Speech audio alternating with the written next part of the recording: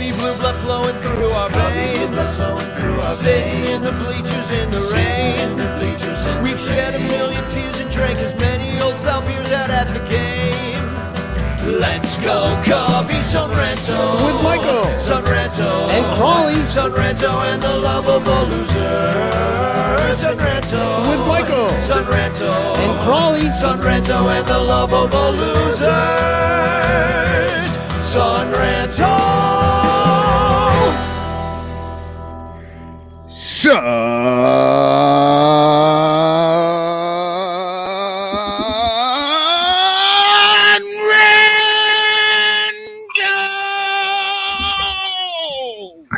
Hello and welcome to the Son Ranto Show. My name is Danny Rocket. I am here to talk about the Cubs with my friends.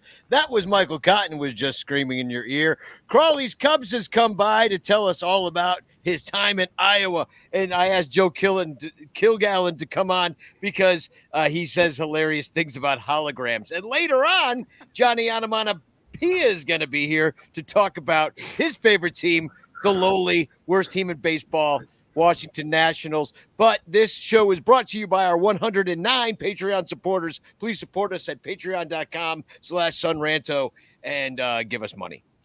But let's start here. Cubs just ate a little Reds meatloaf in a very unorthodox way. They played the game out in the corn. And it was, you know what? I've been very cynical about this whole thing. The entire time. I am a naturally cynical person, and I thought it looked like a gimmick. I thought it looked, I think Field of Dreams is a dumb movie. I think Kevin Costner's a shitty actor. I'm going out. I do. What? I think he always looks confused. Field of Dreams, but you were right about Kevin Costner. I rewatched Bull Durham not too long ago. He is so fucking robotic and dry. It's like he's reading off a teleprompter. Yeah, I totally agree. But all that said, Crawley, it looked really fucking cool. It looked like I wish I was there. I wasn't gonna spend $600 to go, but I do wish that I had like FU money and would just be like, I'll go watch a game in the corn.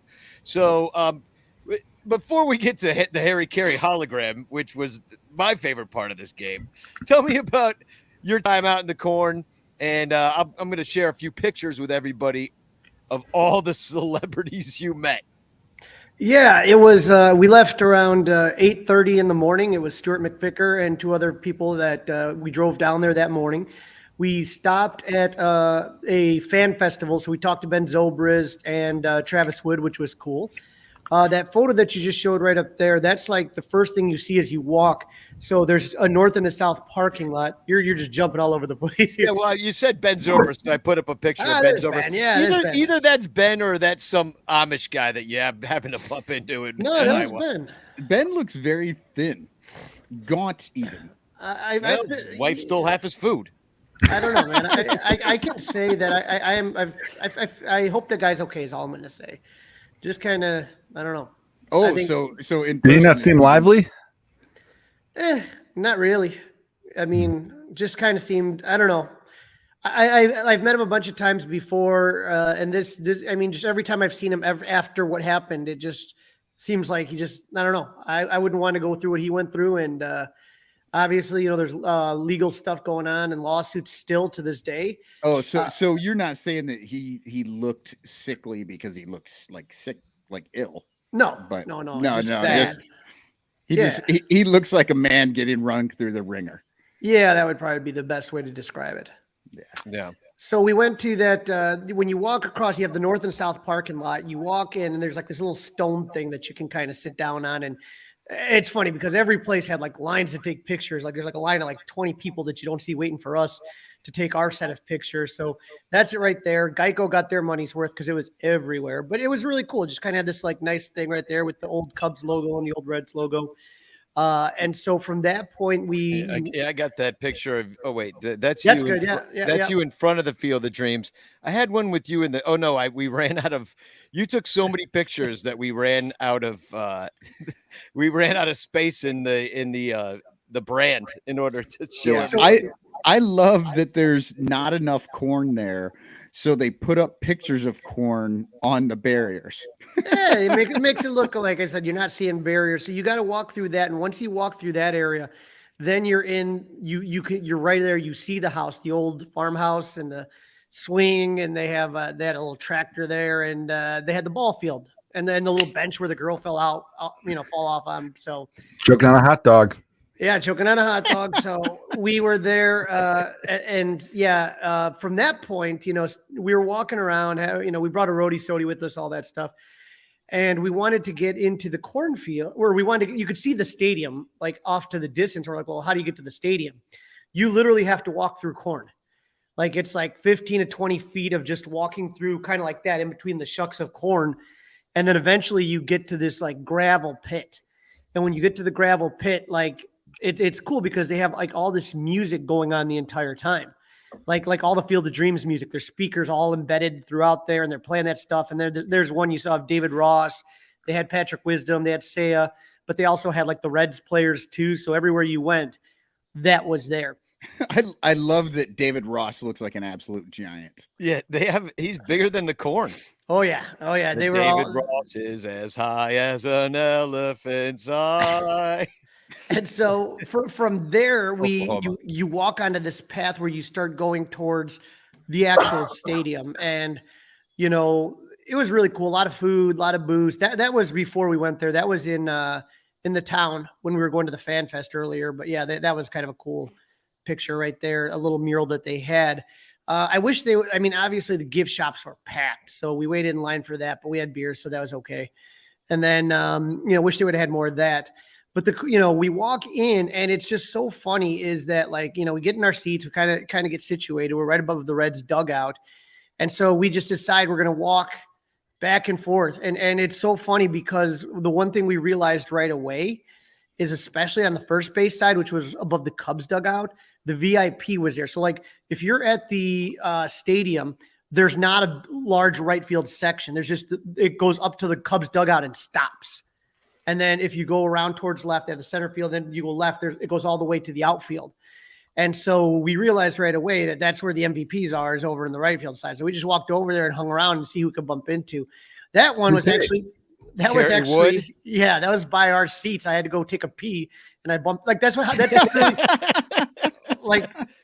literally Sharing how a trough with Kerry Wood. That's literally how random it is like, I'm like, I'll go get a beer. And Too bad Moises Alou wasn't there. He could have peed on your hands. Right. And that was the funny thing about it. So this one's actually by our seats, and I just bumped into Kerry Wood.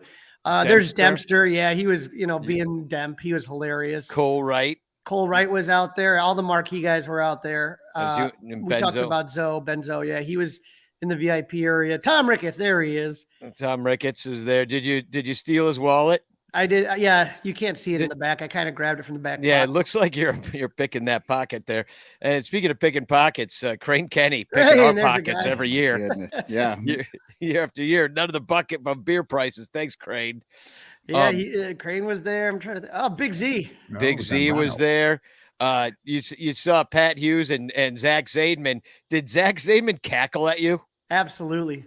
I saw him, and I just want to get, I wanted to get a picture of Pat, but didn't know what to say to Zach. I was like, like, could you get out of the shot? You're kind of annoying. But that's again, that was before we even got to the seats, and we're just like literally not even like in our seats yet, and just bumping into like just crowds of people.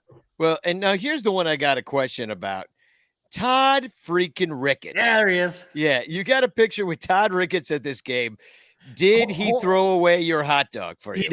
He did, and he charged me full price. That would be so funny if you were holding a hot dog like right when you're done. Here, will you throw this away for me? You throw this away? You seem really good at it. If you put up the Todd Ricketts one back there, like, so if you see down the stairs, like at the beginning of the game, they wouldn't let you even go down those stairs. It was only for the VIP to come up. And so we were just kind of just sitting there taking pictures, drinking some beers, and just, who's coming up next? Oh, there's Big Z. Who's coming up next? It's Tom Ricketts. Tom Ricketts. That picture was at the bottom, so they opened that up after the first inning. And then you're like, ooh, here comes Todd. Easy to get a picture with Todd because nobody wants a picture with that guy. I got a picture with him, and after that happened, and we started seeing people like. Then we all got into our seats as things got started, and we didn't know who was going to come out. We knew someone was going to come out. We didn't know who. Obviously Kevin Costner was last year, and this and that. And it started out with Griffey and his dad. With that iconic line, "Dad, you want to have a catch?" And he says, "I like that." And you could hear that in the speaker. And then like waves upon waves of people start coming out of the corn. And the cool thing is not only was it the Cubs players, but it was the Hall of Famers. So you had Ryan Sandberg, Andre Dawson, Lee Smith, Fergie Jenkins, and Billy Williams for the Cubs. And you had, who is the one that went in with Ron Santo? Johnny Bench and his name's forgetting me. He was a shortstop for the Reds in the 90s. Tony Fernandez? No, in the 90s. Barry Larkin. Barry Larkin. There you go. So Barry Larkin was there. And so that was really, really cool. They did a cheesy flyover, which I could have done without. That was fine. But was it a crop duster? No, it was not. That would have been cool. Now, if it was a crop duster, that would have been cool. Yeah, but it wasn't. No, I did really like the Griffey Jr. and Senior coming out. I mean, both played for the Reds, and and they both played for the Mariners at one point. But yeah, that was really cool.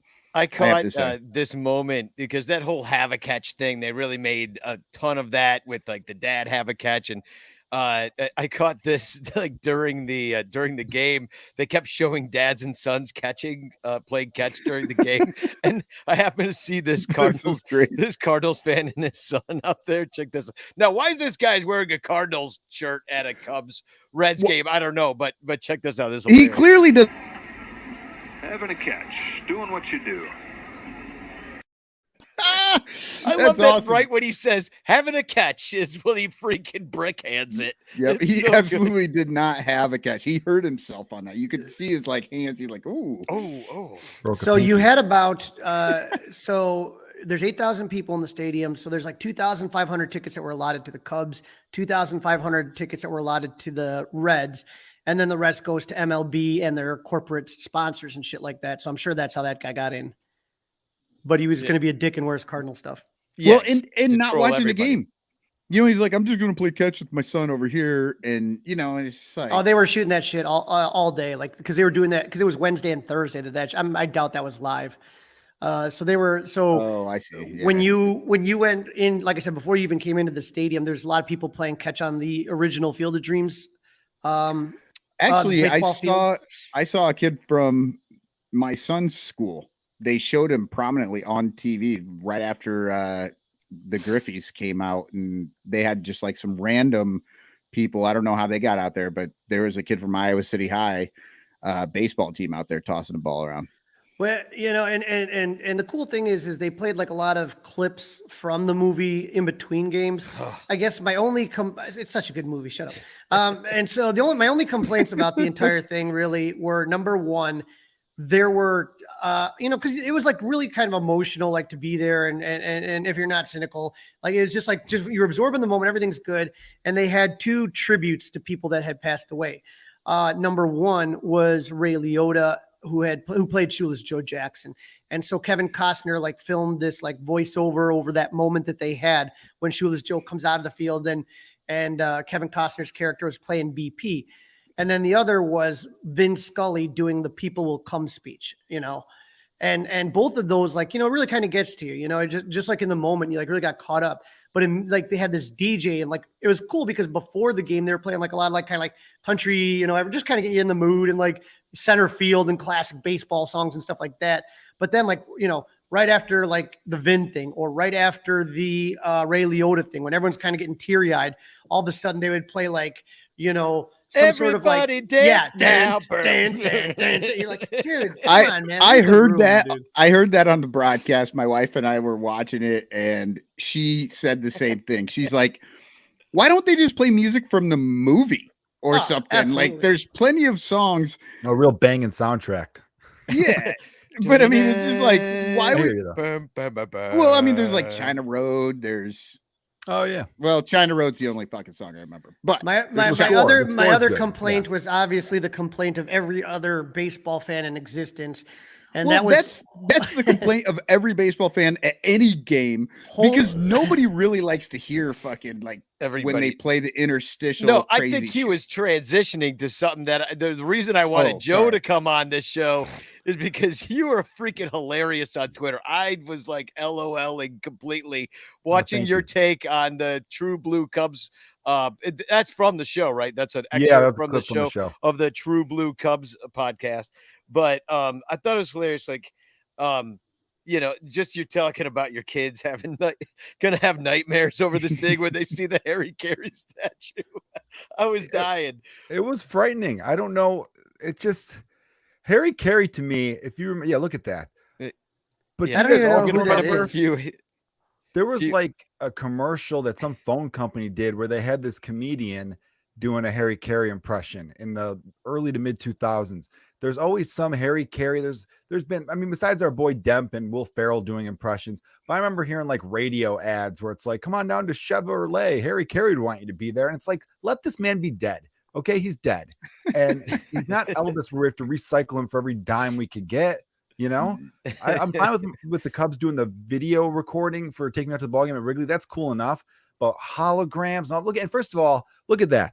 That he never wore a suit jacket that starched in his fucking life. No, and I How think perfect that is that corn on his tie? I think so. It does There's no mustard stains. That's not Harry Carey. That's yeah, ridiculous. well, I mean, it doesn't even look like him. No, It well, doesn't. that's just what I'm wondering because when I saw it live, I thought they got some lookalike actor to go up there and play Harry Carey and lip sync to Harry Carey singing it because it doesn't look like him. But then people were like, no, it's definitely a hologram because what I found out, and let me put up this picture, is you guys did like you can see that nobody is in the crowd is turning towards the booth where Harry Carey supposedly is because when you guys looked up there, you saw nothing, right? I saw something. So what happens is there's a jumbotron in the left field, and they start doing this Harry Carey, and it's like, oh, like all of a sudden on Twitter, everybody's talking. There's a hologram. So where that's taking place, I'm actually we switched seats later. We went to the first base side, so I'm kind of like right underneath Harry's armpit, which is a lot of fun. But I was sitting there and I saw it on the jumbotron because like everyone knows holograms. So I thought he was like appear out of the corner or something, or I didn't know what was going to happen. Well, and then like I saw it on the jumbotron. Did they direct you to where to look? No. And they didn't obviously because nobody's looking at that in that crowd. And why would you expect there to be a thing up there when you can see it out on the jumbotron? So he's right there. I can see that there. And for me, it looked like, I don't know, maybe I had a couple of beers, but it looked blurrier. And so like, it looked to me like, do you ever see the pictures of the Muppets? You know what I mean? Like a picture from the set of the Muppet Show or Sesame Street where like, there's some puppeteer underneath, but like up top, something's doing something.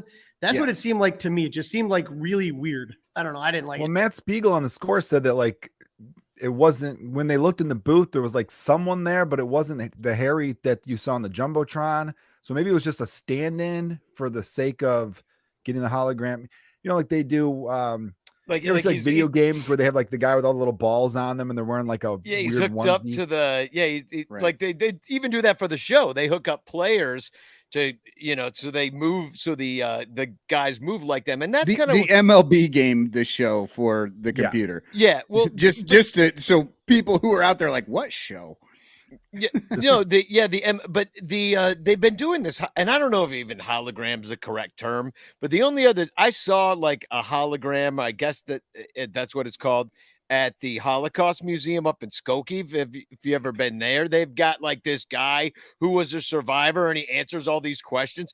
And I agree with what you said, Joe. It's creepy almost every time they do it, and nobody wants it. And every time that they like put out a new hologram, like they did Tupac, everybody complained. They did Whitney Houston, everybody thought it was creepy and they didn't want it.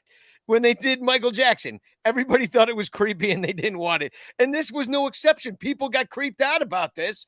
And it's like, why do they keep shoving holograms down our throats when we don't want them? Well, again, I think I really have a problem with that, and so Joe, like you're saying, I don't know who approved of the likeness of Harry being used for that. I'm sure MLB paid the carries a nice sum of money, but to me, it's like what if I die? Like, is Danny Rocket going to project a Crawley hologram in the bleachers? This is just getting to be too much, man. Too much. Yeah, I was out I think running. Preacher Jeff would want that for Yeah, himself. I think there's some Preacher people from that Iowa steals his seat.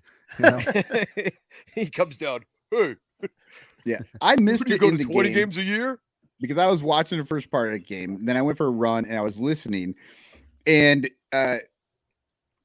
Coomer is kind of like, well, in they sang the seventh inning stretch, and there was a something, and like you could tell he just didn't know how to explain what he saw. Like, I think Coomer was just sitting there, just like trying not to bitch about it. He was just like, there was something, and I mean, I guess it was Harry Carey hologram. Like, Now, if it they're was gonna funny. do He holograms, was really working hard to get through talking about it. they should have had like Ernie Banks come out of the corn or something like that. Or if you're gonna do it, like have real ghosts, because that's what happens in the movie, right? It's ghosts of these guys. So have the ghosts come out of all the old players and everything, and that might be kind of interesting. I mean, it would still be creepy hologram crap that nobody wants, but it would be more Right. interesting. So It is funny that you point that out, though. Nobody wants it ever. The thing too is that it was a pretty fun game. You know what I mean? Just in general. I mean, they scored the 3 quick runs right away, and I remember that first pitch. It's just what you don't realize is how quiet it is and how much ambient noise is going around when you're at Wrigley and you're with 40,000 people, and then the city's still going on around you. You know what I mean? So that first pitch comes and everyone's getting ready to take pictures and stuff, and it's just like you could hear a pin drop. It was the most odd thing. And then, after the game, when they won the game, the fireworks went off. That looked really beautiful in the backdrop. They had that crazy, I don't know what kind of moon it was, but it was some crazy giant moon that was just really looked cool.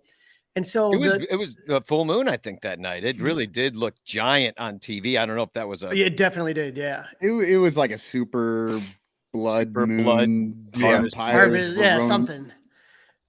So the people were coming back from the dead. That was actually Harry Carey.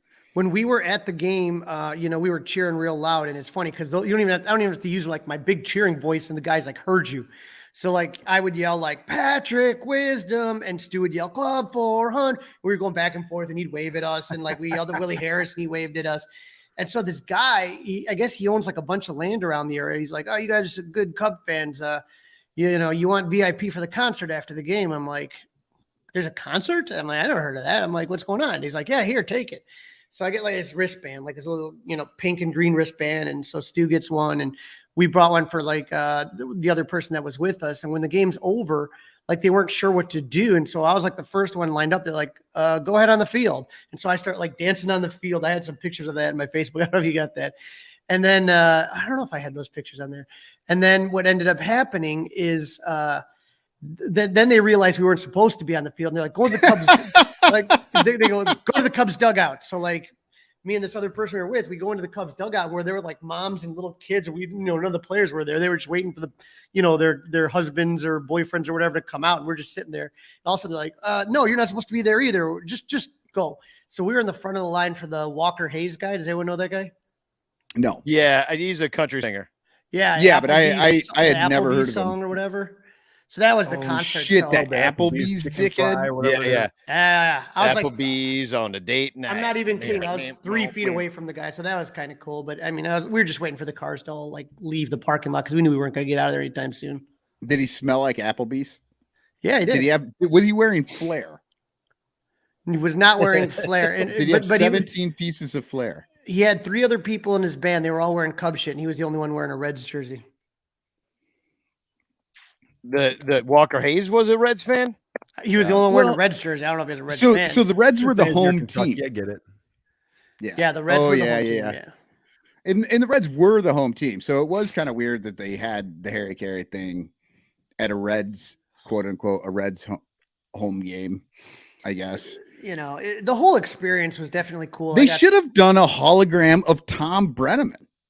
Yeah. Like they're not going to let him actually come out, but if you just do a hologram. He comes out and Nick starts Castellanos interrupts it. doing Castellanos hits a fucking home run. even though he's not even on the team anymore. Love it. It's a hologram of Castellanos. That would be the best. That'd be They amazing. What do you set think the whole the future thing is up. of this game, by the way? So so we had Tommy Birch on the podcast the other day. He's from the Des Moines Register and he was talking about it. Frank Thomas and a group of people own that land now. And so the idea is to do construction and to make youth baseball and softball. They want to have like if you've ever been to Cooperstown, the Cooperstown always kind of has that thing, and the Little League game has their thing. They want to have like stadiums, baseball and softball, so that there's constantly like people kind of coming in and this and that. So I'm very glad I went, for a lot of different reasons, but I have a feeling that when they restart this up again, it's not going to have that small timey feel. I think a lot of it's going to be built up. They want to build a hotel, bunch of fields, a bunch of other shit. So I'm kind of glad I actually got to went and see it, how it was. I mean, they kind of do need hotels and stuff. I hope they do it in more Dyersville Central. You know what I mean? Help the actual town, the economy of the town, build up in the town, and don't stick it right next to the fields where they're going to go out there and they're only going to spend money at that hotel next to the field. Because why the fuck would you drive 10 miles into Dyersville? Dude, you're overestimating this. No, it's so small. It took us like a mile and a half to get to the downtown. And so what they I'm just saying it's not like you don't walk from there. Like you don't walk from the Field of Dreams to downtown Dyersville. You drive over there and you can build a hotel and then have a shuttle bus go, Yeah, but it's close enough. Like Crawley's saying, it's a mile and a half. Stick the hotels away so that you don't see that shit. And I mean, really, but what kind of is this really going to attract a lot of people? Like, I don't see it will attract. If you build it. If you build it, they will come. Yeah. I don't know about that. There's a freaking apartment building that they built a long time ago that nobody lives in over here. So what they do is it's travel baseball, dude. Yeah. It's fucking racket. It is a racket. It's a profitable sort of thing. They charge teams like $1,500 to be in a tournament, and then they have to get the hotel rooms in town, and they're going to own that too. So that's going to be another $500 for the weekend, if not for one room, you know what I mean? Like $500 for the weekend. And then these kids, go back and forth to the games. They do that. And what's a tournament? Like 10 teams at the minimum? Like you're going to have a bunch of teams at a tournament. Staying in the hotel, but then if they're out of the Field of Dreams, they're not going to want to drive an hour from, where it is. What's the town in Iowa? Dyersville. Yeah, they're not going to. Dyersville's not an hour. That's what we're saying. No, Dyersville. Dubuque. Yeah, that's where everything is. That's where they're going to put everything. If they're going to start, they should. No. They're building in Dyersville. They're building it in Dyersville. Why? And that's what I'm saying. They don't need more towns in Iowa. What we're hoping, they don't even have enough people for the towns they have. What we're hoping is that they build it in actual Dyersville and not just on the property at the at the Field of Dreams. Because I mean, while it'll be slightly beneficial for Dyersville, it won't be the same as having people have to go to stay in Dyersville and then take the 1.5 mile trek over to the field. So you're saying we should open a hotel in Dyersville? I'm saying if you're going to do it in the way that's most beneficial to a little tiny dink town in Iowa, rather than keep all the money for yourself on your fucking Disney baseball property. So when I was at Dyersville, like I said, it's the field's in Dyersville. The downtown took us 10 minutes waiting in traffic to get to. It's 1.5 miles. So it's not that bad. And so what a lot of people were doing, what they were doing there is that they had like this festival. So there's a museum in the downtown, like a Field of Dreams museum. There's other stuff. And so there was like a fan fest, and that's where I was telling you that there was a lot of. So it was 2 days. It was Wednesday and Thursday, and people were getting autographs. And there was tons of people. There were food trucks. There were breweries that brought their own shit. There was all sorts. There was bands playing, like the Bleacher Bum band could play there. There was a lot of stuff going on downtown that I think people would go to beyond just going to the game. So like, and everybody's stuff is all like, feel like there's the beers are all Field of the Dreams, themed cans and stuff. Cool. So, well, we were at the game Wednesday, Danny, and your nephew came from Cooperstown. It's the same shit. It's just going to be a revolving door of that's what I mean. league teams. We already through. have that. We got a Cooperstown, and they were like it was really expensive and all this stuff. But anyway, and it's going to be the same thing. It's just going to Exactly. be in Iowa, and it's going to be for the Midwest teams instead of the East Coast teams. Yeah, and it'll just be a lot harder to get there because it's 2-lane roads the whole way there, right, Crawley? Yeah. There is no fucking 4th of July. It should become an annual 4th of July tradition because NFL owns Thanksgiving, the NBA owns Christmas, even hockey's doing some New Year's Day fun stuff. It's amazing to me that baseball is not trying to capitalize more on the 4th of July by having a night game. Everyone's kind of out during the day barbecuing, but get everyone in around 7:00, watch the Field of Dreams game, make it like a fun thing. And you could do it where the previous World Series matchup is the matchup. That'd be kind of cool. I don't know. It doesn't, because I think a lot of people were disappointed in Cubs Reds. We weren't disappointed because we love our Cubs, but I think the ratings were half of what they were last year. So clearly national baseball crowds were like, this is a boring game. Right. If it was fucking Pittsburgh and Arizona, we'd be like, I'm not watching this shit. Yeah, exactly. Anybody who's not a big Cubs Reds fan didn't fucking watch. I mean, I guess they got 3 million viewers. That's a pretty big number. Twice that because Sox and Yankees were both competitive teams. And you have, they're both competitive teams. Plus the Yankees is just a name. And it was the very first one. Right. That's what I was going to say. The first one, it's kind of like even people that don't like baseball are like, well, what is it? So we got to take a quick break because we got some special guests in the green room right now.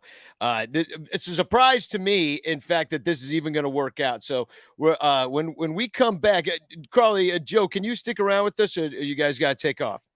Yeah, if you want me to stick around, I can stick around. You can stick around. We'll talk about the Reds, but a very special guest. If you're having fun, hang out.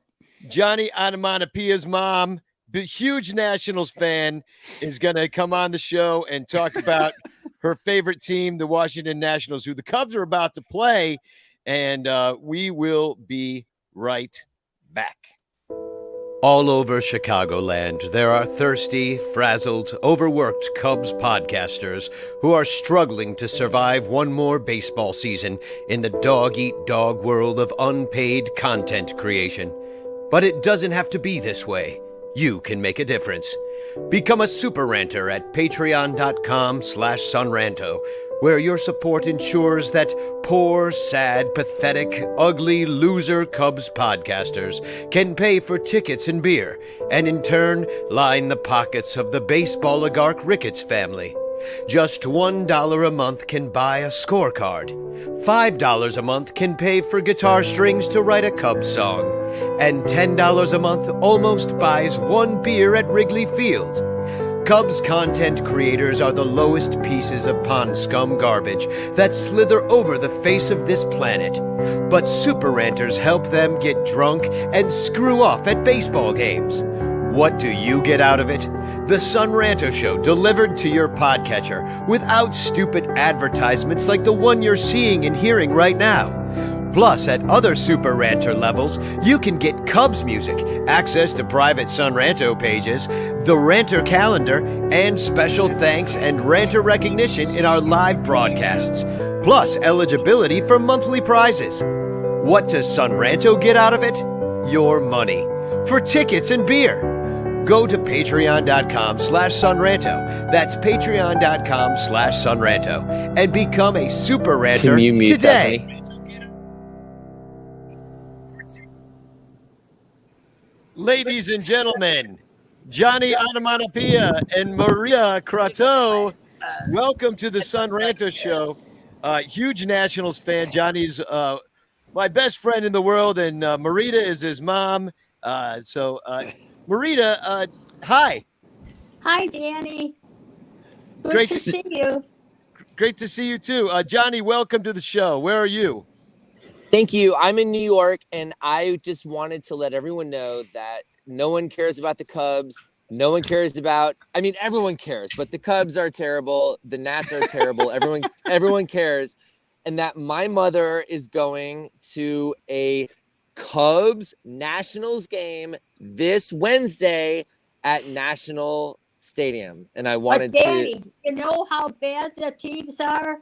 They're busing 40 old ladies to the game. That's because they can't get anybody else there. Did you have to pay? Yeah, we even had to pay $63. Oh my God. Yeah. Are you sitting in the dugout? I thought they should give me some hot dogs and beer or something for that. At least you're gonna have to get a little drunk, I think, just to watch the baseball. Exactly. for Danny, what $63. happened is I got these tickets about in March, and I thought, oh, this will be great. I'll get to see the Cubs and the Nationals. They can't be that bad. Well, I was wrong. Yeah, They're that bad. yeah. Only 38 wins so far this year, and that's only a few years after winning the World Series. And then Juan Soto's now on the Padres. And are you still watching every day? No, I haven't watched it at all. I don't even know one player on the team. Not Yeah. one. I don't watch it anymore. I just going because I paid $63 and it's a bus ride. And it's a When bus. you live out here in the boonies, a bus ride is good. Wait, are you saying that the bus ride is going to be more fun than the game? Yeah, I think so. Yeah, for sure. For Did sure. Danny send you one of his suntan lotion vodka holders? Oh no, I'll have to get one of those for Yeah. sure. Hey, Danny, it was great talking to you. I have to go now. Take care. Great talking to you too. Bye, Bye-bye. Marita. Uh, What a sweet woman. I love Marita. One time I got Johnny in trouble because when we were we played a gig. Do you remember that one time we played a gig and Johnny got really drunk? And Johnny was the drummer of God the band, and Johnny got super drunk, and we were trying to like get home. We were staying at his parents' house, and they were putting up the whole band, and Johnny was too drunk to tell us where he lived, and so I woke up the next morning. And I was telling his parents all about that how we couldn't we couldn't get home and we were going the wrong way. And Johnny's like, "How could you sell me down the river like that? You're killing me." Oh man.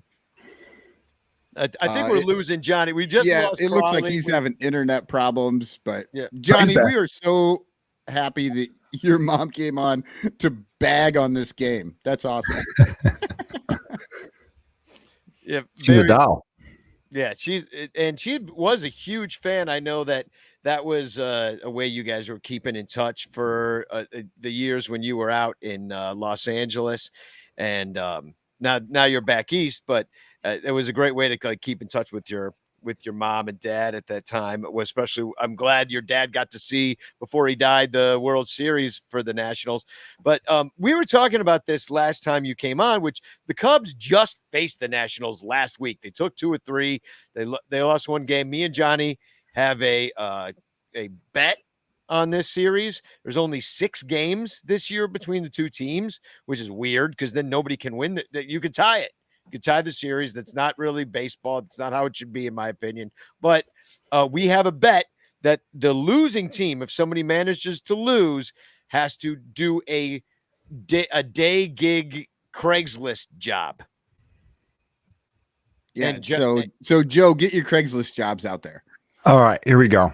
You can hire Danny to, well, I know to come over and pull weeds all day or something. Johnny, you I said need that.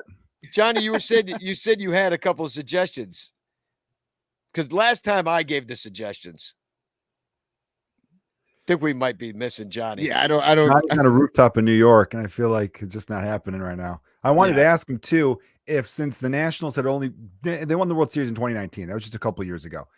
Do you feel like losing? Like, I wonder if he is stomaching this losing season a little bit better because we just won a few years ago, Where us Cubs fans, I think we're angry about the losing season because we have to pay so damn much in ticket prices and the way everything just kind of went off a cliff with the lack of spending over the years, where I feel like the Nationals, yeah, they got cheap a little bit, but they were spending pretty big up until just recently. So I wonder if he'd be able to tell me if he's stomaching it a little bit better, because it's like, yeah, we only just won in 2019.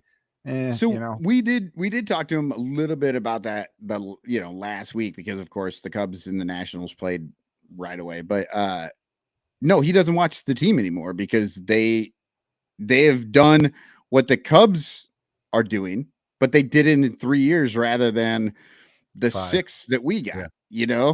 It's and Drew Scherzer and Turner last year. The difference is that the ownership of the Nats are looking to sell. They're getting out of the business. They're just, which is why they're getting rid of Soto and doing all this stuff. It's like, we're going to offer this big contract, but if you're not going to take it, we're getting rid of you right away to make the team easier to sell rather than, See, that's kind of exciting though, as a fan base. I know we were all excited when Zell was going to sell because there's possibility there. You're like, oh, I wonder who it could be. Like, is it going to be Cuban? Is it going to be this? I wish the Ricketts would sell now. Yeah, I mean, instead of putting their money into that, what's it, DraftKings Sportsbook or something, and it's tough with the PR. I'm sure you guys are going to address this at some point. The PR is already spinning. The Ricketts family and Jed have come out going, we're going to spend big this offseason, and we heard that last year. You know what I mean? Exactly. Hold on, corporate brass.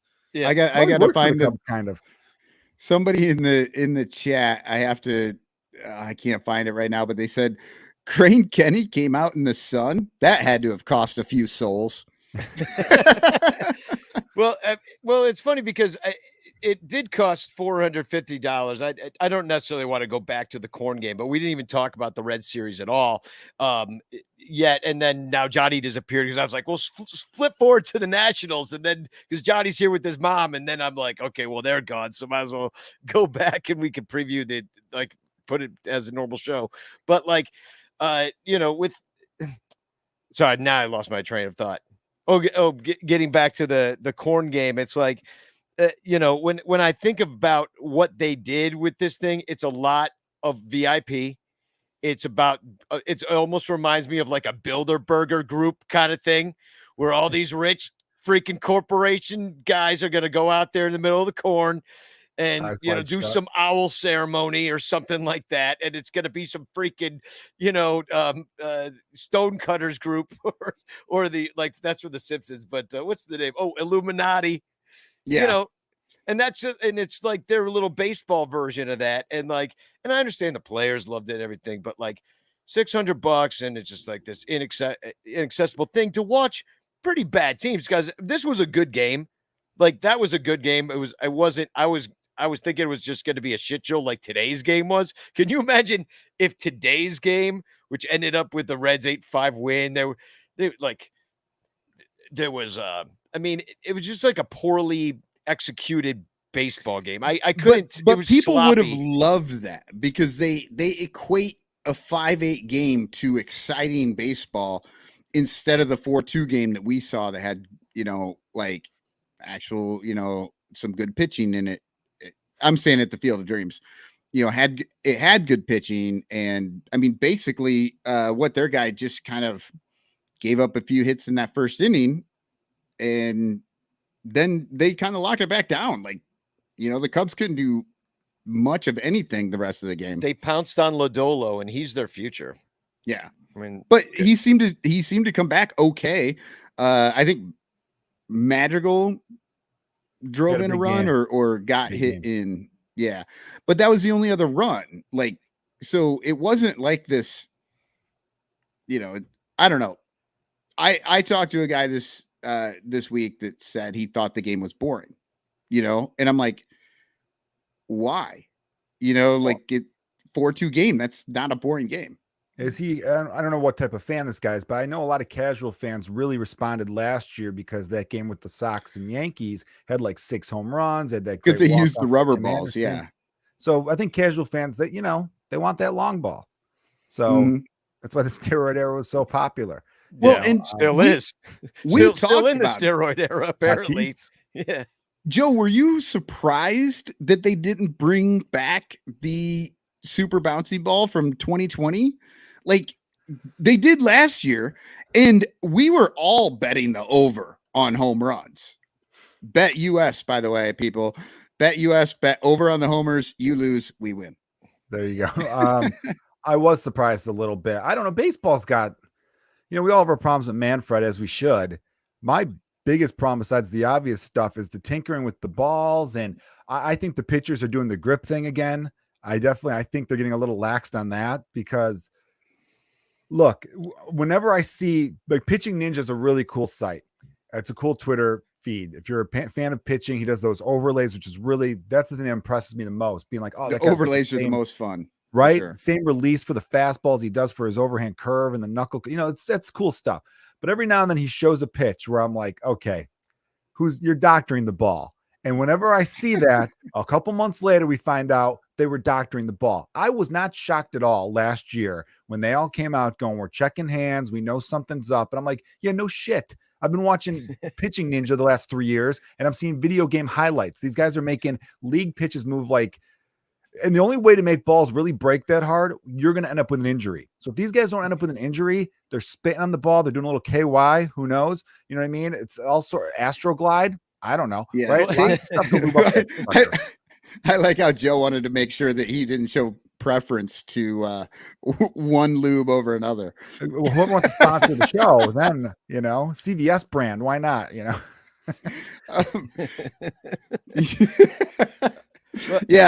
No, I've noticed recently in the games, they used to actually check them. And now it's like the pitcher walks up, the umpire walks out, and they're like, how are the kids? Yeah. What you doing after the game? You having a good dinner? Like it doesn't seem like they're looking or checking for anything. Yeah. And then, I mean, and I don't know how they're policing it right now. I mean, they cracked down on that sticky stuff a little bit. But when you see the cheating come in with Tatis, like we saw again, like I know he's coming back from injury. I'm a tip of the iceberg kind of person.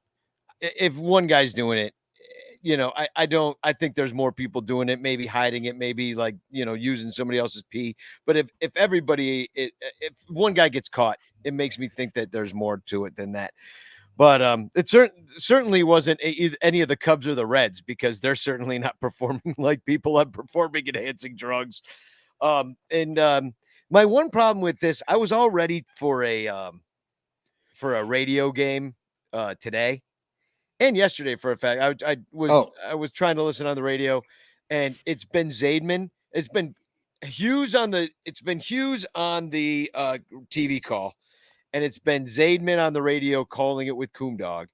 And Zach Zaidman, I thought he was getting better for a moment there. I was like giving it a chance. I'm like, all right, they're going to let him do this. I'm just going to, give him a chance. But he's completely disconnected from the play with his voice about what's going on. And he kind of, like, for example, somebody on the Cubs will be up. He's like, Christopher Morel hits a hard ball to third base, and then they throw over to first. He'll be like this. And Christopher Morel hits a ball to third base, and he throws over, and he's out. Yeah. And there's a long drive. It's going to be caught by the left fielder. And you're like, did they tell you have to get like more excited and then be sad when the Cubs do bad? But you're doing it too much and in a really robotically strange way. So, and I see other people complaining about the musical chairs of the booth in general, and that some people don't like Pat Hughes on TV, which I think they're idiots. Oh my God. Pat Hughes on TV is wonderful because he doesn't have to do all the fucking crazy ads. Right. Yeah. And he doesn't have to tell you what color the uniforms are, what color the socks are, which he's amazing at, but it saves him a little bit. He could just cut to the meat instead of peppering it up with all sorts of other like details, which I don't even mind because I love his details, of course. I agree with you, though. The thing with Zaidman, I wonder if he comes from a football background, because I feel like his voice would be better for like NFL games. you nailed the pacing there to third base. Like, you almost feel like the 10, the 20 tackled. Oh, It does. the yard lines or whatever, whatever they say. I don't know. I thought he was getting better too, but then I realized he was getting better as the fifth inning guy. They used to have that one guy way like 10, 12 years ago, was a Corey something or other.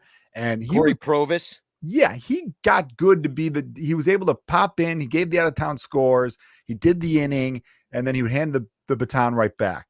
He didn't take the fifth inning to be like, okay, this is my time to shine. I have my one inning and I have to steal the show.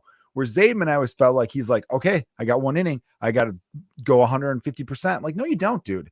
Less is more. Less is so much more with these guys. That's why people love Vin Scully so much. He had a great voice, of course, but like, you got to let the game breathe. You can't make it where every ground ball is a scorcher. Not every line drive was scolded. Sometimes it's just a nice routine fly ball and you call it that way. It's why I love the Beth Mowins JD call on TV. I feel like those two have a great rapport together, and neither one of them feels like they have to talk all the time.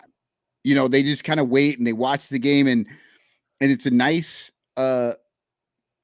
it might sound bad to some people. Sounds like golf to me. It's a nice leisurely pace, but it's a wonderful like feel to it. But like Danny, what you're saying, when something big happens because they do get excited in the appropriate times. And outside of that, they're just telling you what's going on in the game. The bigger issue, I don't really care who you go with. You're going to get used to whoever it's going to be. Do Mowins and Deshays. Do Sutcliffe and Hughes. Do Boog and Sandberg. I do Dempster and Glanville. Like, what I'm saying is there's so many people, and the whole point of what we liked about like Harry Carey and why Harry Carey's a legend that they make holograms out of, unfortunately, is because he was there for us every day, and you knew you'd tune in and you knew you'd have Harry. And now I'm like, I don't know who I'm going to get. I don't know who's going to be on the radio. I was all set to like walk around today and take a bike ride and listen to Pat Hughes and enjoy my Sunday. But instead I turned it off because I can't take it anymore. Like, I made it through half the game and know what's going on. And I was like, you know what? I need some silence. There's been too much cackling in my ears. Well, Harry was always entertaining when the Cubs weren't. That was his big thing. And even though he wasn't the most professional broadcasters and things like that, he felt like, oh, it's Grandpa's having a few Budweisers and now he's yelling at the TV. And that was enjoyable. And then Len, I got to remind Cubs fans though, Len wasn't good right away. Len's obviously an awesome broadcaster, but it takes a couple years to get your groove. And I don't think Boog had a good rookie season, and it was a kind of a bad, like, imagine taking over that Cubs job in a year in which they're not trying to win and that all these superstars are going to get traded away. That's kind of, so I give him a pass there. Him and JD are starting to get a better groove going, but then you're right. It's like he's get 4 or 5 games and then he's gone for 3 games. And then he gets another 4 games and he's gone. It is too much. I want more stability there too. I think Dempster's really taken obviously I'm buddies with him and we love him. You guys, he's been on your show, but I really do, an honest opinion, think he gets better every time. I feel like I'm getting more into the Sutcliffe of it all. I don't really like Sutcliffe with Sean. I don't like anybody with Sciambi. I absolutely 100% disagree with you, Joe. I think Sciambi needs to just go the fuck away to wherever fucking ESPN hell he came from and just stay the fuck over there. I hate him. So I'm sure he's like a nice person. I just don't like his call. I'm not saying he's that good in I hate that him as a commercial. human. Yeah, I just don't like his with call. Ian Happ. Have you seen the Ian Happ commercial? He's hilarious. But he does nothing for me in the game. And sometimes him and Sutcliffe will just they're gone. They're lost, whatever.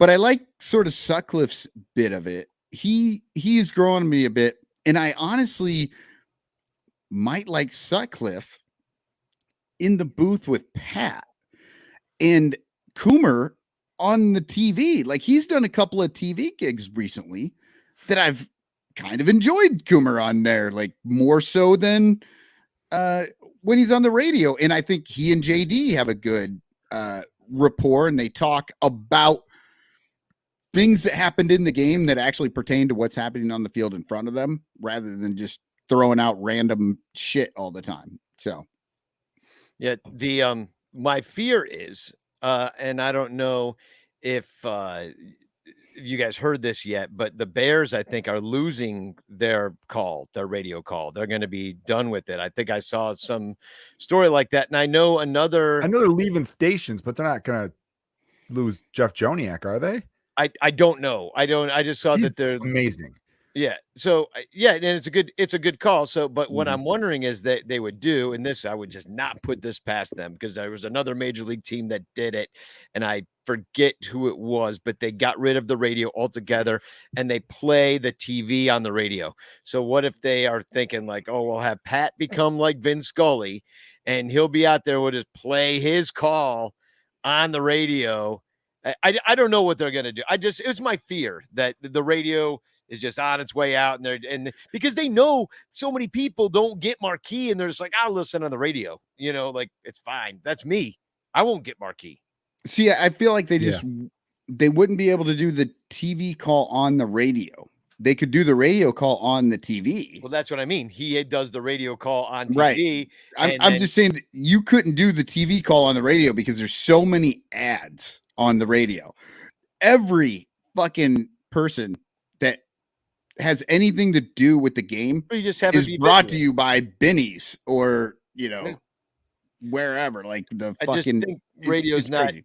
I just don't think they're making as much money off of radio as they do on TV. So That's surprising to me though, with because I'm friends with a few guys at the Score, and every now and then like Herb Lawrence or Lawrence Holmes, they'll post the quarterly reports about radio views, because everyone kept saying podcasts are going to pass radio. Podcasts are doing amazing, don't get me wrong, but radio's still doing way better than everyone thinks. Sports People have been saying radio radio's dead for a decade now. It's not like newspapers where we can get it on our phone. People still want to hear the personalities they like and hear their shows. And I love baseball on the radio. People are, I did shows in Peoria the last couple nights, so I could get 670 The Score from Chicago to Peoria all the way, and it sounded great. It's a 10,000 watt station, and I listened to most of that, and then I was able to listen throughout. Like, not everyone wants to Bluetooth and set up their phone all the time. Sometimes it's nice to just pop on the radio. I think I can listen to the audio if they get rid of it. Yeah, I can listen to the audio on my phone all the time, right? AirPods. And it's the same thing as comes through AM 800 here in Iowa City. But if I'm at the house, it's AM 800. I'm not turning on I'm not going through my phone, or whatever. Like I'm definitely using the radio. It's actually faster than, so I can actually, I'm more up to speed on the game. Yeah.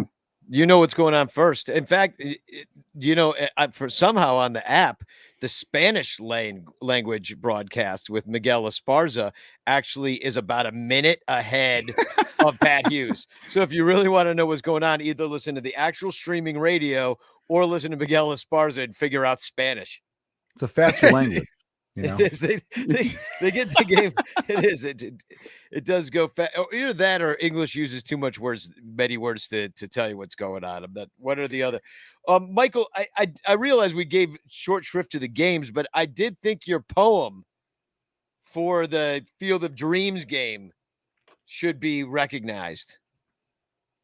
Oh shit! I didn't even put that one up. Oh, you didn't even put bring that up. One thing I wanted to. No, I put I put 111. I put the actual game one, but you're talking about the Field of Dreams. Maybe one, right? we save it for the end then. Okay, yeah, I can bring it up because we don't have to talk about these games, really. I mean, yeah. So we're at a point where we need to take a break. B, let Joe go if he wants to go, unless you want to sit around and talk about the crappy Nationals. No, I've got to go. I would normally love to. I love chatting with both you gentlemen, but I do have to run. I got some dad duty. I got to go over get some medicine at CVS. Understood. Understood. Yep. Yeah. But so thank you for having me on. I love talking baseball with you guys. And plug your shit. I know you're playing. You got a let bunch us know of all shows. the stuff you're doing. You got a bunch of shows in St. Louis coming up. I know at the beginning of September. Yeah, you know what's funny? The club it's the St. Louis Funny Bone, but they have two clubs now. They have one in They're both in the suburbs of St. Louis, technically, but it's called the St. Louis Funny Bone. I'll be in the St. Charles, Missouri, which is like the Schaumburg of St. Louis, I believe. September 1st through 4th. It's Labor Day weekend, and the Cubs and Cardinals are in town. The Cubs will be in town, so I'm going to catch a Cubs Cardinals game. I think Saturday day game I'm going to try to go to, and then I got my shows all in the evening. And then October 1st, I'm filming my next hour, my next special in New York City at the Gutter in Brooklyn. That's October 1st. And I recently relaunched my Cubs podcast called True Blue Cubs. I took a long time off of it. I had a rough year and I decided I can't do Cubs content anymore. But then I told myself way back in like May or June, I said, after the trade deadline, I'm going to relaunch, because that was going to be my final. All right, there's nothing we could do about it. I got to look forward now and stop being so angry at all the stupid moves they've made over the last 3 or 4 years, and just got to get off the mat as a Cubs fan sometimes and power through and get back to talking about the team I love. And you're that's hilarious that you chose now. That's when I we chose. figured after the trade deadline, we would have more of a sense of direction, and I could just be like, where last year's trade deadline was, even though we didn't even talk about that. I'm sorry, Danny. I know you want to get to a commercial, but while we got Joe on here, let's ask, we need to know, what did you think about the Hap Contreras? You say we have more of a direction, when in reality, no, you said you thought we would have, and now I don't think you do think we have a direction. No, I thought we would. Yes. In reality, we don't. I think they're going to re-sign Contreras at the very least. I really do. God, I hope so, but they better. They really better, because think about what they've been saying the last few days. Jed Hoyer's been going on Marquee saying we're going to be more active in free agency, all this stuff. That's what they said last year. They know if they fall short, because they do that famous thing where it's like, we were talking to him, but it just didn't work out. They know at the very least they got to sign Contreras. And then we find out that they haven't had serious discussions since 2017. I know, but it's one of those things in sports where it's like, I haven't talked to them. They don't even look at me in the hallways. It's awkward. And then you write money on a piece of paper, you slide it over, and then everyone's happy. Hopefully. I'm trying to be optimistic. Hap has one more year. I hope they extend him. Because I don't want to go through the same thing every year, because next year it'll be Happ and Hendricks.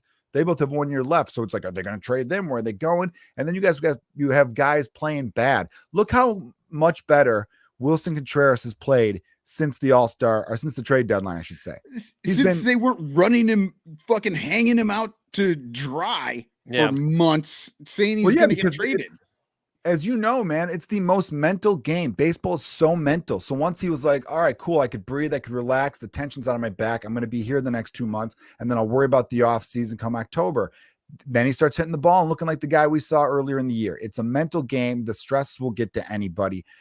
With Hap, you know where he's going to sign when he's a free agent? Cincinnati, because he's Barry Bonds at that park. God, so. Yeah. Another, did you see that there was the second game, they golfed that ball. It was like low and I mean, he should not, that ball had no business going out of the park. I mean, it didn't look like a home run off the bat, but it flew out of there. He must be one of the only people who like Skyline Chili, because he played college ball there. He kills it there. He knows he can't spend any extended time out on base. He's got to be near a toilet at all times. Well, God, I thought I wrote it down here. Like he's got like 14% or like 15% of his home runs are there, or even more, 20%. Yeah, it's ridiculous. It's insane. He's unless of course he's standing there with bases loaded and the chance to get ahead. Here it is. 16th. It was his 16th career home run. It was a 3-run shot that opened up that game when they won 7-2 on Saturday. So it's a lot in one ballpark. That's not your ballpark. It's a ton. Yeah, it is. So, well, Joe, thanks for coming on to it, and good luck with all those shows and stuff like that. And I was going to try to come out to New York, but did you move the date? I did. I was supposed to be there. I forgot to tell you. Well, good thing I didn't buy tickets yet, because I was like, trying to make this. It was 2 weeks early. I was like, October 1st. Like, well, the ticket link is going to go live this week for the October 1st show. So the ticket link isn't live, but thank God you didn't buy a flight. It would have been fine. My sister lives there, but I wouldn't have seen you. Here's how dumb I am. I said on my podcast, My other podcast, the Joe Kilgallen podcast, where I talk about everything. So I have two, the one where I talk about everything, the Joe Kilgallen podcast, and the True Blue Cubs, which is all Cubs. But I said, any one of my listeners who comes out to the New York show, if you fly out there, I'll pay for your ticket to the show. And my one friend's like, oh, that's awesome. You're going to save them $15. Like, big deal. Like, you know how expensive a flight is? Like, that's not enticing. But yeah, so. Well, I mean, it honestly, though, it is. At least you can say, you know what? I got free tickets from Joe. That's awesome. Like, I mean, that is the last weekend at Wrigley Field of the season. I know I'm going to be bummed to miss any of those last games, but it was just a logistics thing. My director, who's directing a bunch of big stuff, so I'm lucky to even be able to work with him right now because he's doing some stuff for some big platforms that I'm not allowed to announce yet because he can't announce them yet. Anyway, though, he has Ride Fest tickets for September 17th that weekend. Oh, so okay. I'm like, all right, buddy. What am I going to do?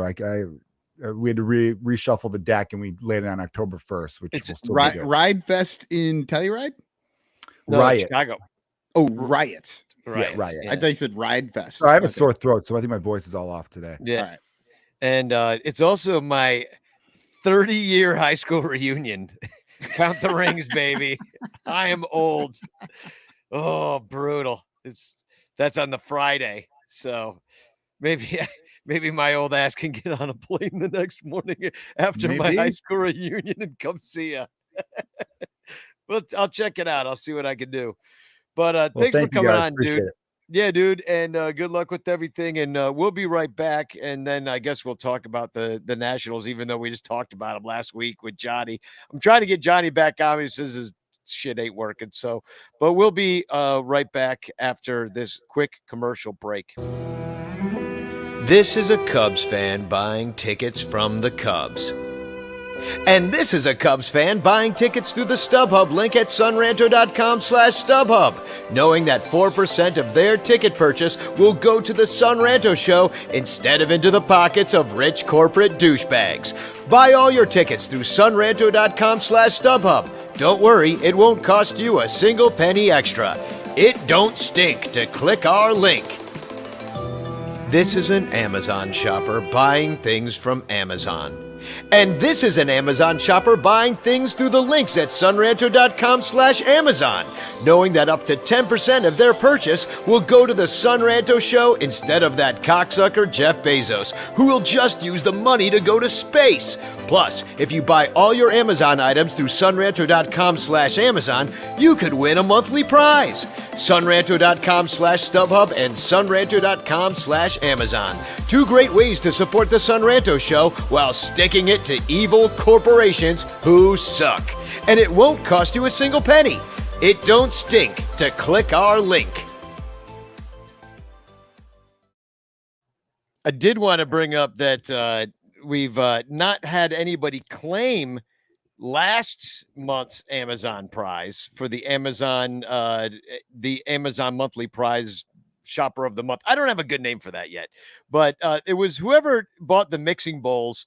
You won. So congratulations. You win Bleacher Bum Band shot glasses. And something else that I forgot what I said I was going to give people. I have to go back and look. But check out what we have so far this month for Amazon. We're halfway through the month, and we have a baby memory book, a purifying shampoo. But look at this. Somebody bought the Sun Flask, disguised 9-ounce sunscreen that dispenses real sunscreen, although it doesn't really dispense it. But thanks for shopping through our links at sunranto.com/Amazon. You help out the show, and you make Jeff Bezos richer, and we all know he needs more money.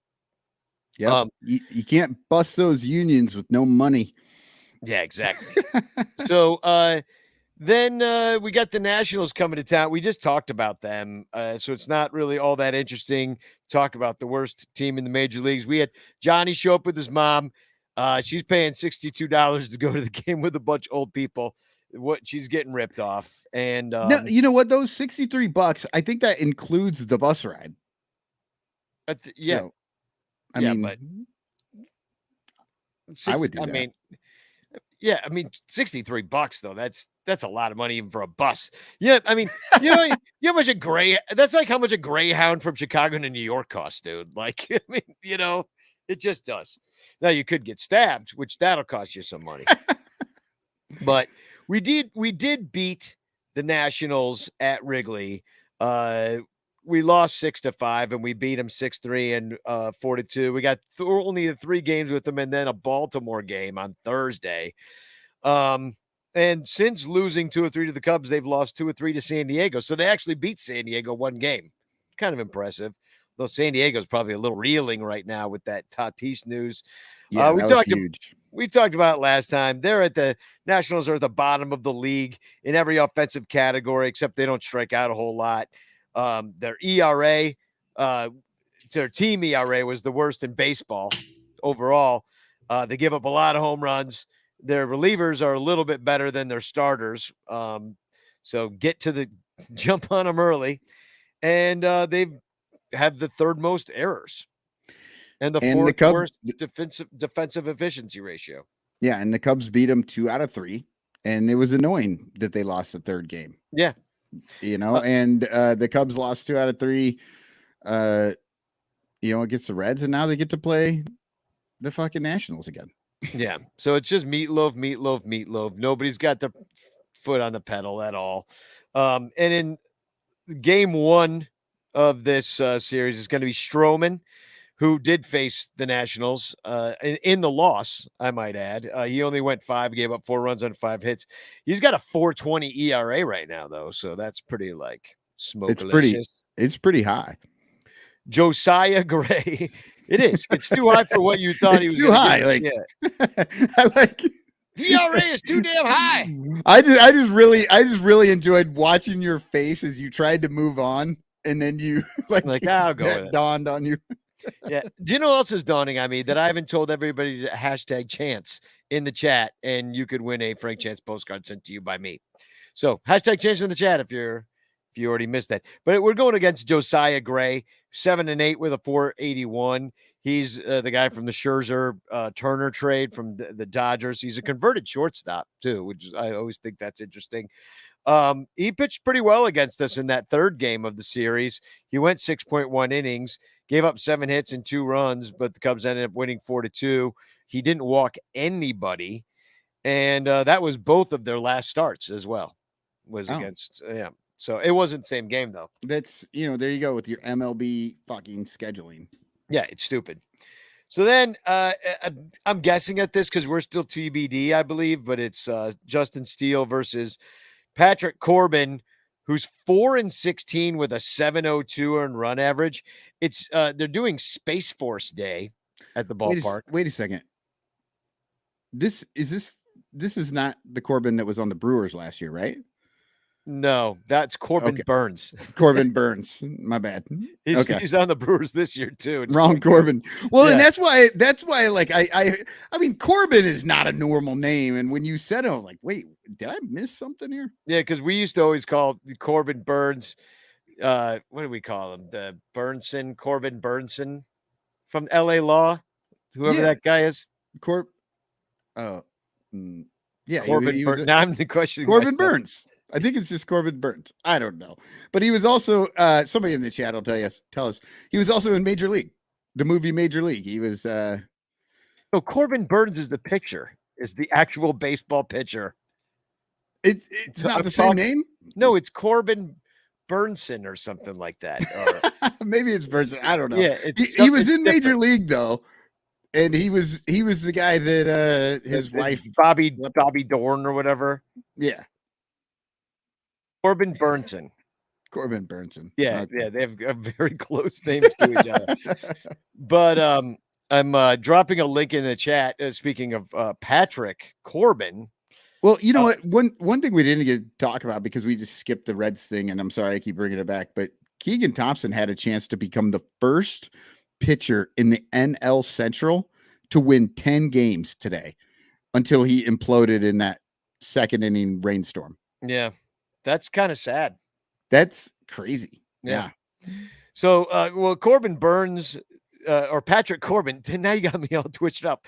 Patrick Corbin, he's certainly not going to win his 10th game. And he could win his 5th, though, in this game, but it's highly unlikely with articles written about him like the ones I just dropped in the chat. Like, is Patrick Corbin having the worst year ever? Look at this. Is national starter Patrick Corbin having the worst pitching season ever? When your performance is drawing comparisons to Les Sweetland of the 1930 Philadelphia Phillies, you know things are bleak, by Emma Bocciarelli. And she goes on to demonstrate about how he's having one of the worst seasons. There's also an article that I saw called Patrick Corbin Should Not Be a Major League Pitcher, and another one in which Patrick Corbin is featured, in which it says the biggest disappointments of the MLB season so far. But well, and then maybe you do the should Patrick Corbin be replaced by Roger Dorn?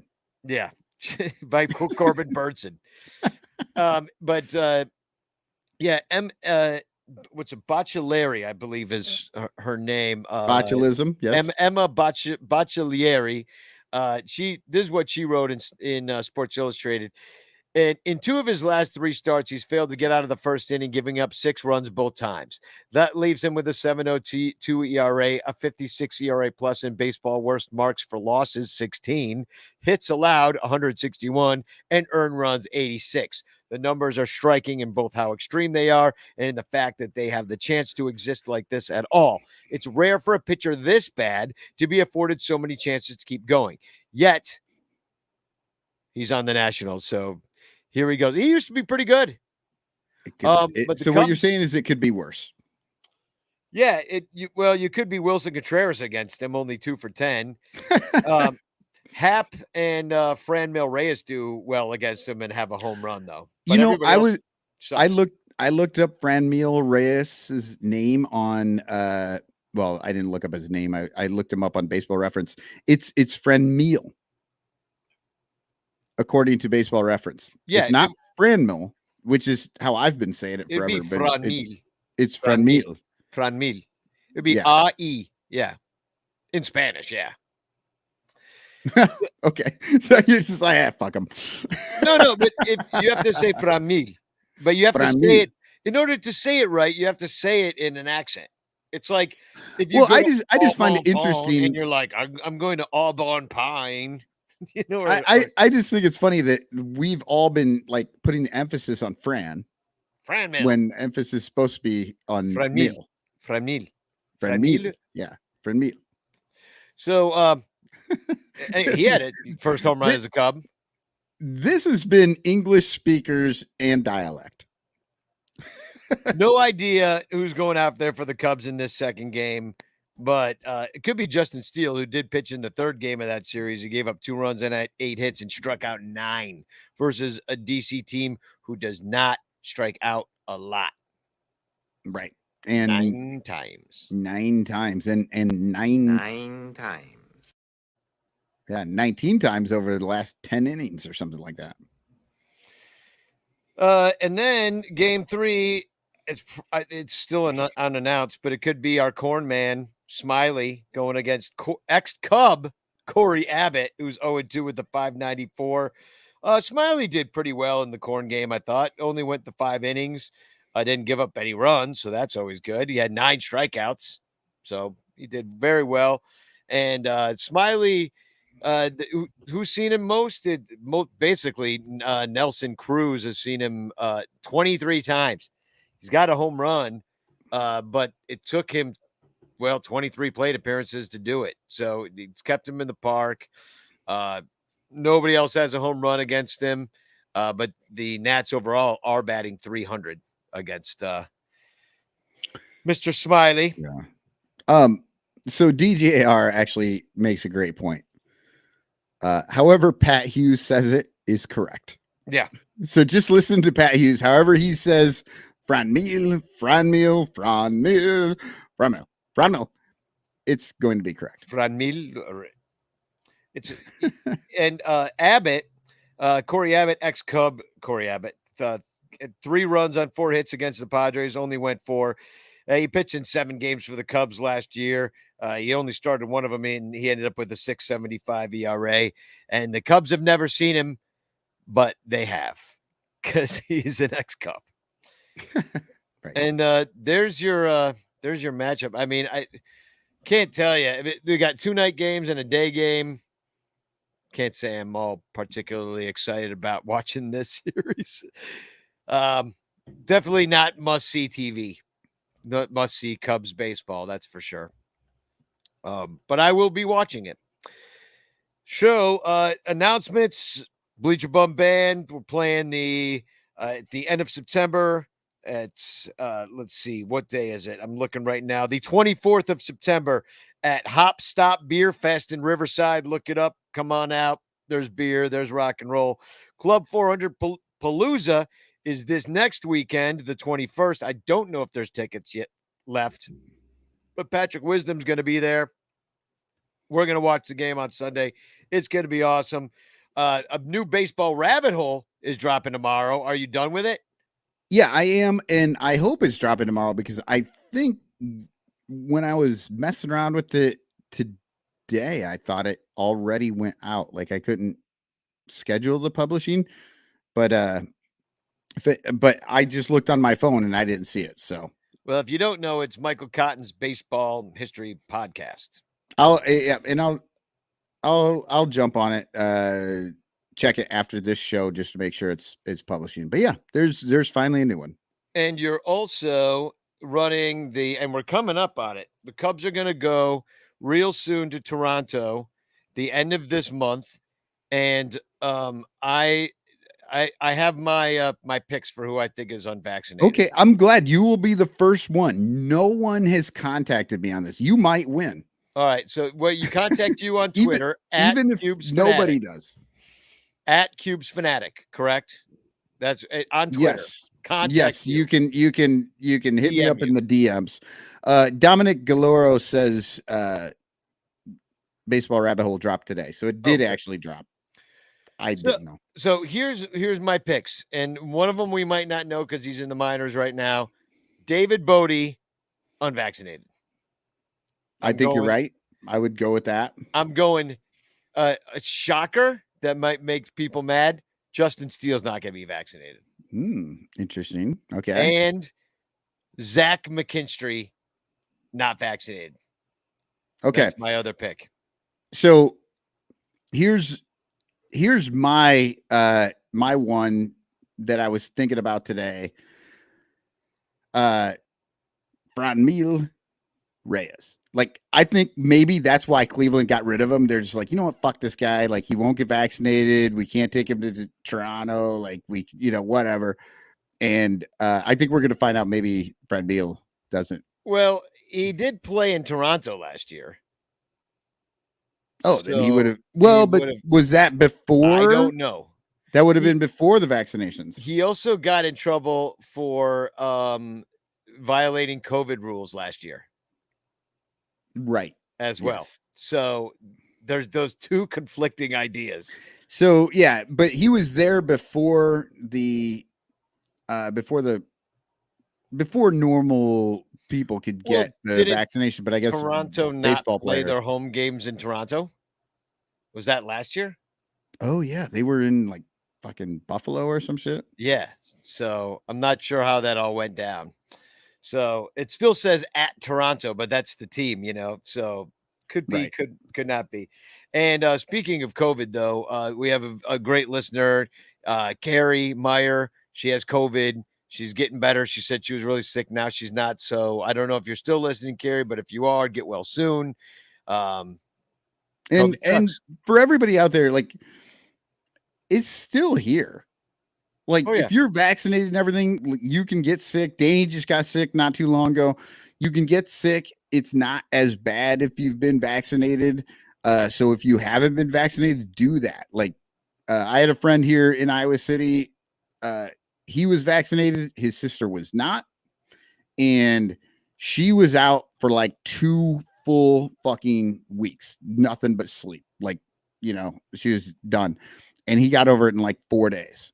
So look, Nothing's perfect out there, but do your best. Yeah. Try it out. My family, we still have 1 out of the 4 of us who have gotten COVID. We've been amazingly lucky, but you know what? I still mask when I go to the grocery store and when I go out, and the only time I don't mask is when I'm drinking. It's hard to drink and mask at the same time. Right. I always figure if I'm going out of the bar or the restaurant, I'm like, there's no point in bringing a mask to this thing. But I generally sit outdoors if I can. So let's TFC this thing, pick a chance. Oh no, actually, before we do that, I want to hear your Field of Dreams poem. Oh, you wanted the poem. Okay. Yeah. Let's hear because we didn't do the other ones. And if you're not following Michael on Twitter, he does a poem every game. Every game. I'm up to 113 poems this year just for games. And I've got like a couple extra on top of that. And I did 160. I think I did like 168 of them last year. I'm lying. I did 169. Nice.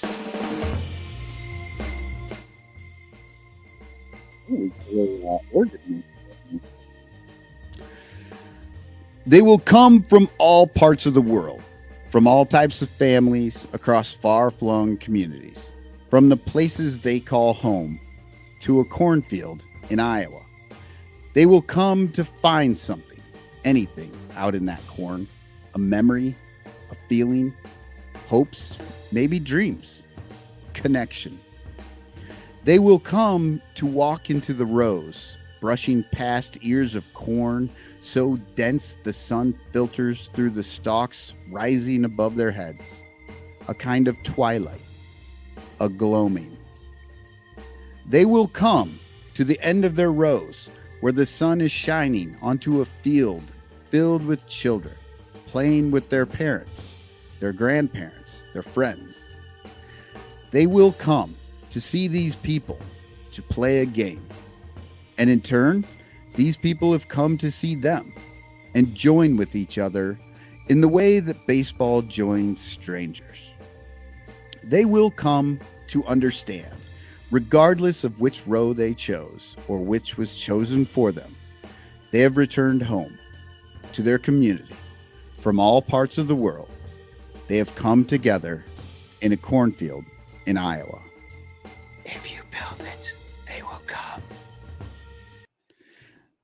Do you think they ever make a Field of Dreams porno? Like, if you build it, I will come. Field of Screams, right? There you go. Hold on. They've made a porno. I'm looking it up. You just keep going. I'm going to find out what I'm going to follow up that heartfelt poem with Field of Dreams porno. Just like doing an in memoriam and then playing Everybody Dance Now. So my first one, I wanted to hit Crawley with this when he was on the show just earlier, but this is Crawley's response to me saying I paid as much for a Game 6 World Series ticket as he did for a Field of Dreams ticket. He said, supply and demand. World Series had 7 games. Progressive Field holds a bit close to 40,000 and Wrigley holds 42,000. There were 8,000 tickets to the Field of Dreams game. Not only that, you were not supposed to be able to transfer them on the secondary market. Clearly, some found a way to do it, but it wasn't as simple as to do as most games. So that motherfucker compared the World Series to the Field of Dreams game and said it was supply and demand. That's pretty cubish, if you ask me. Yeah. My microphone is falling, so I'm gonna have to hold my microphone the rest of the show. So I looked it up real quick in that amount of time. If you look up Field of Dreams porno, you will get there are lots of porn videos, but it's literally it's like people having sex in fields. It's nothing to do with the baseball game or the movie at all.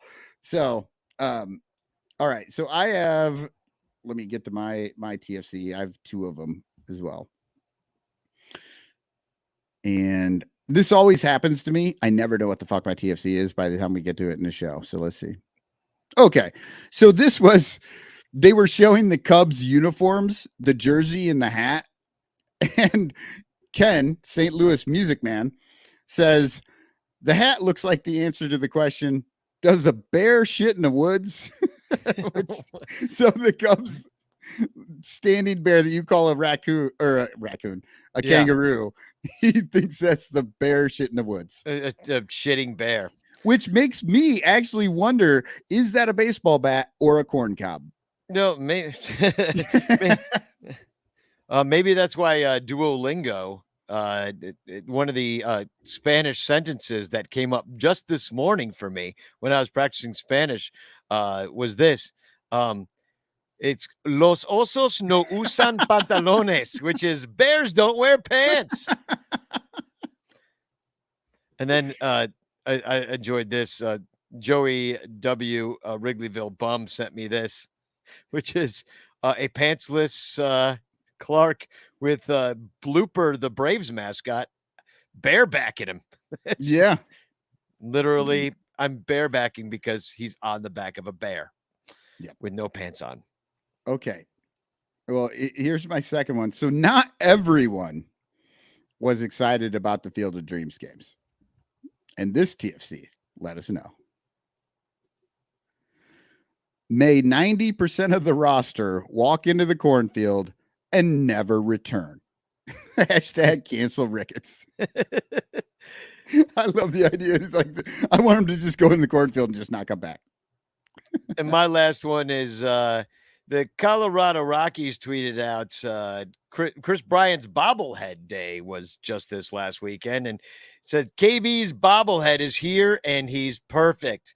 But Emus Ursuli retweeted that Colorado Rockies tweet and said, "Be careful with it, or the head spring might pop and go on the IL."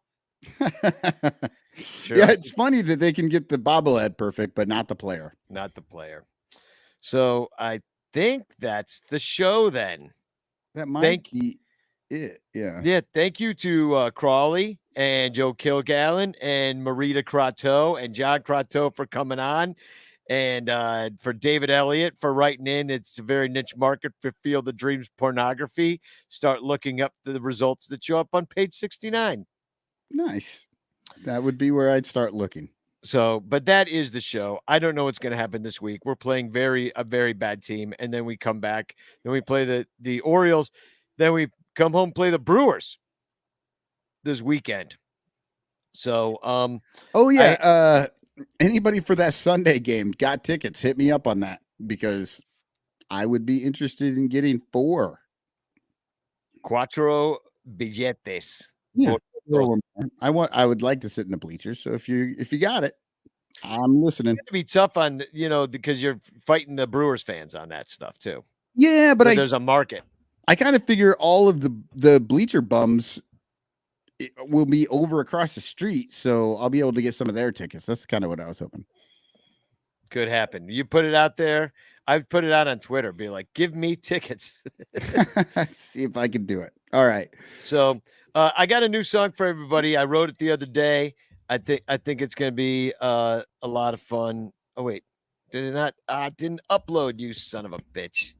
Oh yeah, no, it did. Okay, I got it. Okay, good. Have you released this at all anywhere yet? I literally did it right before the show. Nice. Yeah, this is gonna be fun. Yeah. So this is a song we're going to sing this Sunday. I'm hoping to get everybody singing along, but it's a parody of a Beatles song called. Oh, did you say about the hop? Oh, yeah, I did, but I also forgot. I almost forgot Chance. Oh, and you almost the Hop Stop Beer Fest. Yeah, Hop Stop Riverside Beer Fest, Riverside. I did say that. Club 400 Palooza. I said all that. You did? Yeah. Where was I? Here, not paying attention. All right, here we go. We're gonna go Chance in the chat. Here we go. Last chance. Here we go. Bernie Barron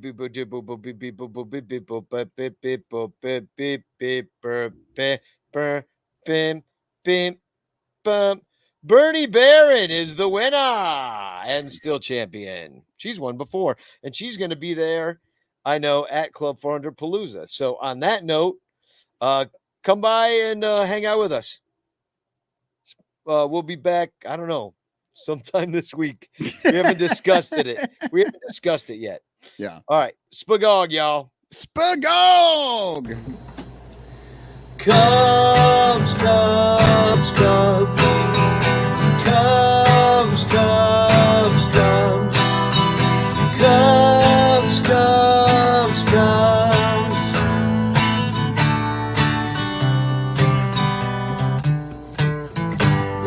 out to the park and have some fun.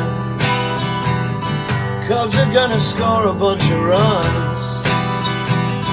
Come and see them play, I know we're gonna win the game at Wrigley.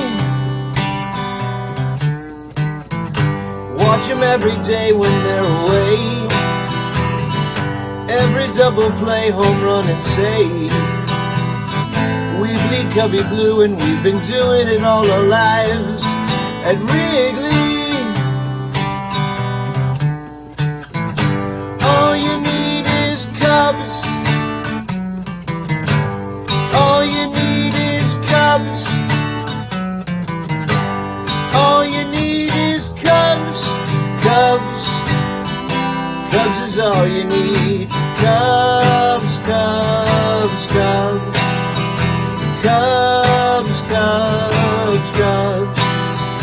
Cubs, Cubs, Cubs.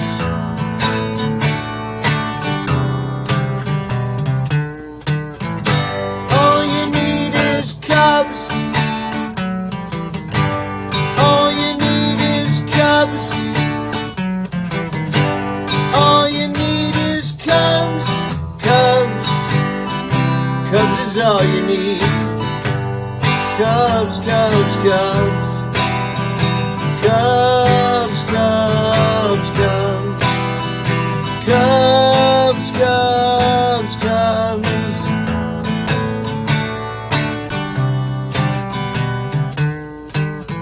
We're singing Go Cubs Go when they're at home. Follow them when they go on the road. One day we will see the Cubs win the World Series at Wrigley. All you need is Cubs. All you need is Cubs. All you need is Cubs. Cubs. Cubs is all you need. Cubs is all you need. Cubs is all you need. Cubs is all you need. Cubs is all you need. Cubs is all you need. Cubs is all you need. Cubs is all you need. All you need is Cubs. And maybe some food. Probably use some food. And water. And air to breathe. And the Cubs.